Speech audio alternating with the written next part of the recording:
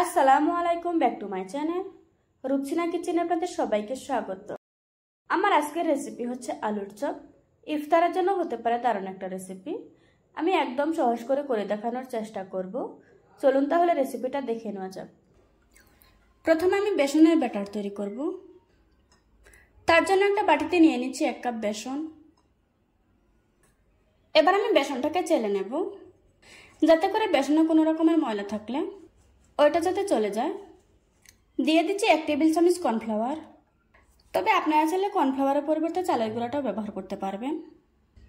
দিয়ে দিচ্ছি স্বাদ মতো লবণ, দিচ্ছি হাফ চা চামচ হলুদ গুঁড়া, তারপর দিয়ে দিচ্ছি হাফ চা চামচ লাল মরিচের গুঁড়া, দিয়ে দিচ্ছি 1 টেবিল চামচ আদা রসুন বাটা।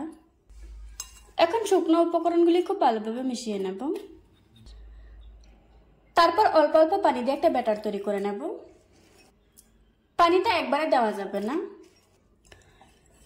অল্প অল্প পানি দিতে হবে আর মেশাতে হবে, তাহলে ব্যাটারের ঘনত্বটা বুঝতে আমাদের সুবিধা হবে। বেসনের ব্যাটারের ঘনত্বটা ঠিক এরকম হবে। আমি 1 আঙ্গুল বেসনের ব্যাটারে ডুবিয়ে দিচ্ছি। দেখতেই পাচ্ছেন আঙ্গুলটা কিন্তু খুব সুন্দরভাবে কভার হয়েছে। এখন এটাকে একটা সাইডে রেখে দেব। এখানে আমি বড় সাইজের 3টা আলু নিয়েছি, আর আলুগুলিকে আগে থেকে সিদ্ধ করে রেখেছিলাম। এবার আমি আলুগুলিকে খুব ভালোভাবে ম্যাশ করে নেব।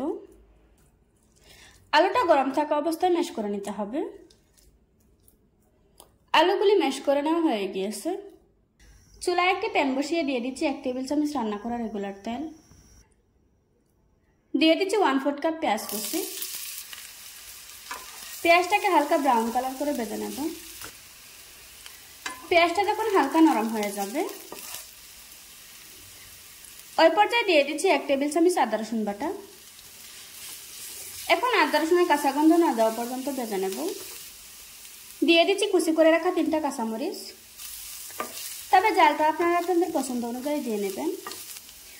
এবার আমি গুঁড়া মশলাগুলি অ্যাড করব। তার জন্য দিয়ে দিচ্ছি সামান্য পরিমাণে পানি, দিয়ে দিচ্ছি হাফ চা চামচ লাল মরিচের গুঁড়া, দিচ্ছি হাফ চা চামচ হলুদ গুঁড়া, দিয়ে দিচ্ছি হাফ চা চামচ ধনিয়ার গুঁড়া, তারপর দিয়ে দিচ্ছি 1/4 চা চামচ গরম মশলার গুঁড়া, দিচ্ছি স্বাদ মতো লবণ। এবার আমি সবকিছু নেড়ে ছেড়ে মশলাটাকে খুব ভালোভাবে কষিয়ে নেব। মশলাটা যখন খুব ভালোভাবে কষানো হয়ে যাবে ওই পর্যায়ে দিয়ে দিচ্ছি আগে থেকে ম্যাশ করে রাখা আলু। এখন আমি আলুটাকে 2-3 মিনিট নেড়ে ছেড়ে খুব ভালোভাবে ভেজে নেব। 3 মিনিট পর আমাদের আলুর পুরোটা রান্না করা হয়ে গিয়েছে। এবার আমি চুলা থেকে নামিয়ে নেব। আমি হাতে একটু তেল লাগিয়ে নিয়েছি। প্রথমে সামান্য একটু আলুর পুর হাতে নিয়ে নিচ্ছি। প্রথমে গোল গোল করে, তারপর 2 হাতের মাঝে চাপ দিয়ে চপের মতো করে বানিয়ে নিচ্ছি। এভাবে করে আজকে আমি সবগুলি বানিয়ে নেব। বানানো হয়ে গিয়েছে। এখন এটাকে একটা সাইডে রেখে দেব। আমি আগে যে বেসনের ব্যাটারটা তৈরি করে রেখেছিলাম, এখন এর মধ্যে দিয়ে দিচ্ছি 1/4 চা চামচ বেকিং পাউডার। এখন আমি ব্যাটারের সাথে বেকিং পাউডারটাকে খুব সুন্দরভাবে মিশিয়ে নেব। মেশানো হয়ে গিয়েছে। আগে থেকে বানিয়ে রাখা আলুর চপ বেসনের ব্যাটারে খুব ভালোভাবে ডুবিয়ে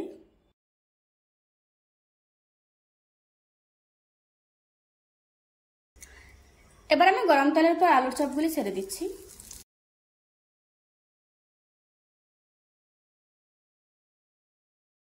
সবগুলি ছেড়ে দেওয়ার পর চুলার আঁচ মিডিয়ামে রেখে এগুলিকে উল্টিয়ে পাল্টিয়ে ভেজে নিতে হবে। কিছুক্ষণ ভেজে নেওয়ার পর এখন খুব সুন্দর একটা কালার এসেছে। এবার আমি তেল ঝরিয়ে একটা প্লেটে তুলে নেব।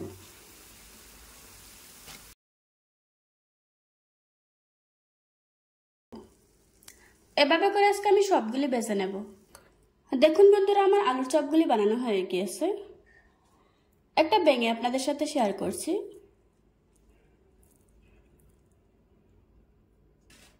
আশা করছি আজকের এই সহজ রেসিপিটা আপনাদের কাছে ভালো লাগবে। ভালো লাগলে আমার চ্যানেলটা সাবস্ক্রাইব করে পাশে থাকা বেল বাটনটি অন করে রাখবেন। আবারও কথা হচ্ছে নতুন কোনো ভিডিওতে। ততক্ষণ সুস্থ থাকবেন, ভালো থাকবেন। আল্লাহ হাফেজ।